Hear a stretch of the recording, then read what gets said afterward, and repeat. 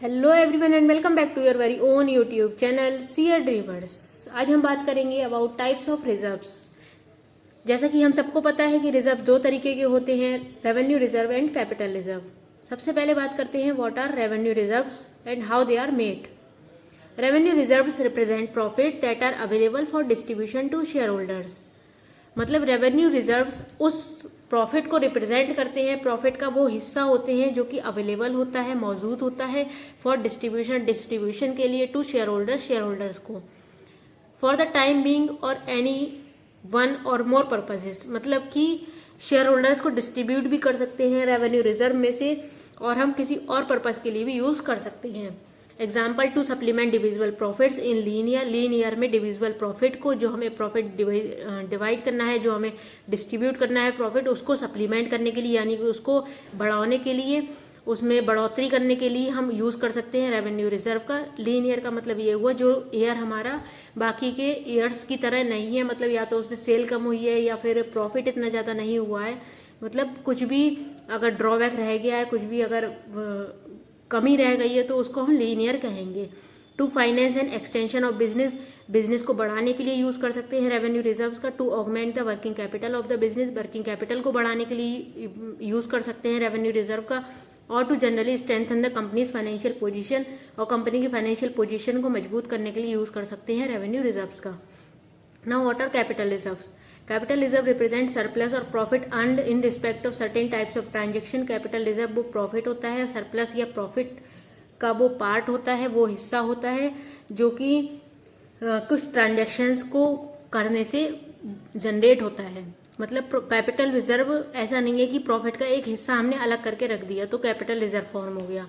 जब हम कुछ ट्रांजेक्शन्स करते हैं उसमें अगर हम कॉस्ट से प्लस पे अगर कोई चीज़ को सेल करते हैं, कॉस्ट से ज़्यादा अगर हमें उसका अमाउंट रियलाइज हो जाता है तो वो हमारा कैपिटल रिजर्व फॉर्म करता है।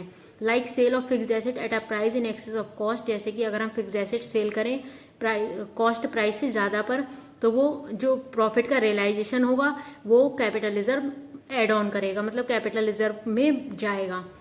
ऐसे ही अगर हम profit on issue of forfeited share, अगर फॉरफिटेड शेयर्स को इशू करने पर कोई प्रॉफिट होता है तो वो भी हमारा कैपिटल रिजर्व फॉर्म करता है। Which are not regarded by the directors as free for distribution as dividend, मतलब जो कैपिटल रिजर्व होता है वो free to be distributed as dividend नहीं होता है, यानी कि कैपिटल रिजर्व में से हम डिविडेंड प्रोवाइड नहीं कर सकते हैं अपने शेयर होल्डर्स को। Capital reserve does not include any amount regarded as free for distribution through the statement of profit and loss. Profit and loss account में ऐसा कोई भी अमाउंट नहीं होता है जो कैपिटल रिजर्व का होता हो, यानी कि कैपिटल रिजर्व में से कैपिटल रिजर्व बिल्कुल भी फ्री नहीं होता है डिस्ट्रीब्यूशन के लिए in the statement of profit and loss. Capital reserve includes share premium, capital reserve में आता है शेयर प्रीमियम।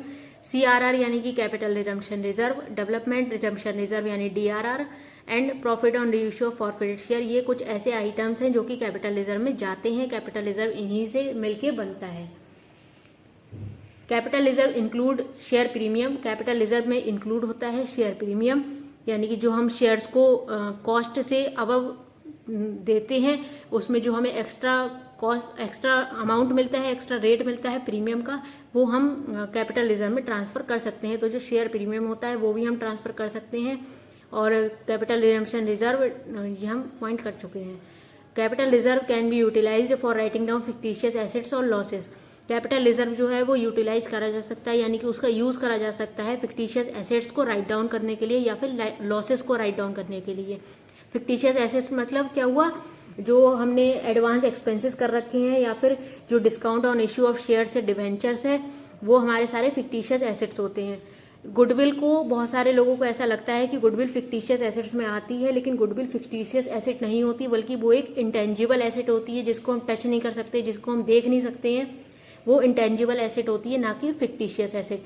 तो फिक्टिशियस एसेट में यहाँ पर अगर हमें एग्जांपल लेना है तो हम एक्सपेंसेस का या फिर discount on issue of share से डिवेंचर्स का एग्जांपल ले सकते हैं।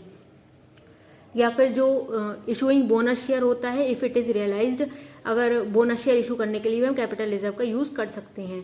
But the amount of share premium और capital redemption reserve account can be utilised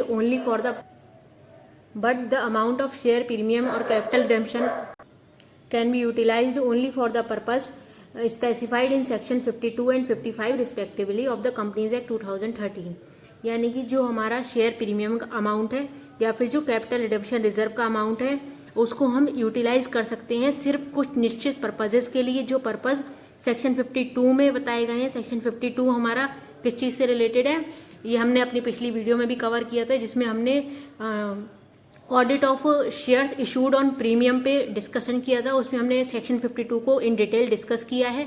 section 52 होता है जो कि हमें बताता है कि जो हमारे शेयर प्रीमियम अकाउंट में जो अमाउंट है उसको हम कहाँ कहाँ पर यूटिलाइज कर सकते हैं। उसके 5 पर्पजेस बताए गए हैं। आई होप आपको वो पर्पजेस याद होंगे। ऐसे ही सेक्शन 55 जो है वो हमें बताता है कि कैपिटल रिडम्पशन रिजर्व अकाउंट का हम कहाँ कहाँ पर यूज़ कर सकते हैं, जो कंपनीज एक्ट 2013 के सेक्शंस हैं। I hope this is clear.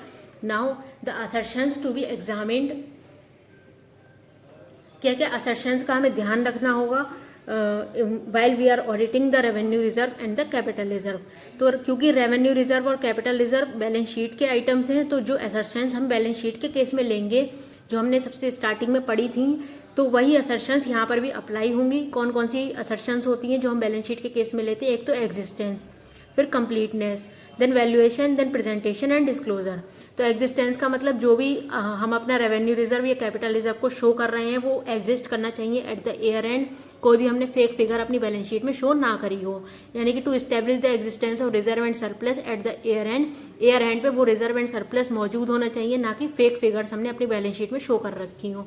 Completeness मतलब जो reserve and surplus suppose to be recorded था, ये इसकी एक पार्टिकुलर लैंग्वेज है जो कि ऐसा ही लिखा होता है कि that were suppose to be recorded, जिसको रिकॉर्ड किए जाना चाहिए था, have been recognise in the financial statements, उसको रिकॉग्नाइज भी कर लिया गया है फाइनेंशियल स्टेटमेंट में। यानी कि जितना रेवेन्यू, जितना रिजर्व, हमें जितना सरप्लस अपने बैलेंस शीट में शो करना था उसको ड्यूरिंग द ईयर वो हमने शो कर दिया है। Valuation, reserve and surplus balances have been valued appropriately, वो प्रॉपर वैल्यूज पर रिकॉर्ड करे गए हैं, प्रॉपर अकाउंटिंग पीरियड में रिकॉर्ड करे गए हैं, और जिन्हें रिकॉर्ड करना था वो रिकॉर्ड भी हम कर लिए गए हैं। कोई भी स्किप नहीं किया गया है, कोई भी ट्रांजेक्शन छूटा नहीं है।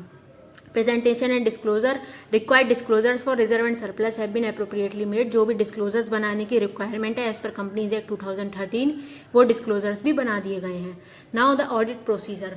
ऑडिट प्रोसीजर क्या होता है? While we are auditing the reserves and surpluses, compare the opening balances of reserves and surpluses to the previous year audited financial statements. यानी कि जो ओपनिंग बैलेंसेस हैं हमारे इस ईयर के फाइनेंशियल स्टेटमेंट्स में, जिसका हम ऑडिट कर रहे हैं, जो रिजर्व एंड सरप्लस का ओपनिंग बैलेंस दे रखा है उसको हम कंपेयर करेंगे प्रीवियस ईयर के ऑडिटेड फाइनेंशियल स्टेटमेंट से।